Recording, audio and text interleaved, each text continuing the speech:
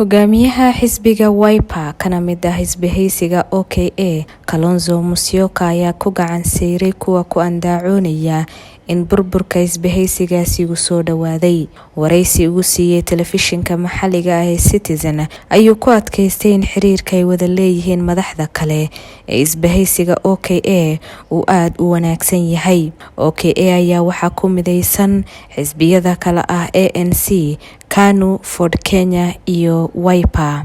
Waxa ayna kala yihiin Musalia Mudavadi, Gideon Moi, Moses Wetangula iyo Kalonzo Musyoka. Waxa uu xusay madaxweyne ku-xigeenka hore ee dalka in qof kasta oo u maleynaya in xisbihaysiga OKA uu kala jabi doono uu riyoonaya. Kalonzo ayaa sidoo kale ku andaacooday in xisbihaysigooda ay shacbiyadiisa sii kordhayaan inkasta oo la isla dhex marayo in hogaamiyayaasha xisbihaysiga OKA laga yaabo in doorashada guud ka hor ay ku kala biiraan xisbiyada ODM iyo UDA oo ay kala hogaaminayaan Raila Odinga iyo William Ruto.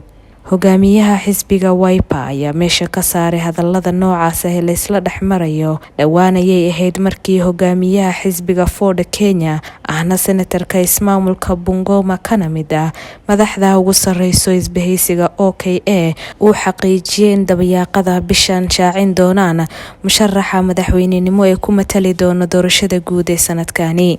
Mr. Wetangula ayaa xusay in xulashada cidda caalanka u sidaysa ay tahay mid u baahan fikir iyo falanqayn badan, sidaas darteedna aan loo baahnayn degdeg. Waxa uu hoosta ka xariiqay inay weli ku howlan yihiin wada hadallo ay ku soo xulayaan in mid ka mid ah uu sanadkan u tartamo hoggaanka ugu sarreeya dalka.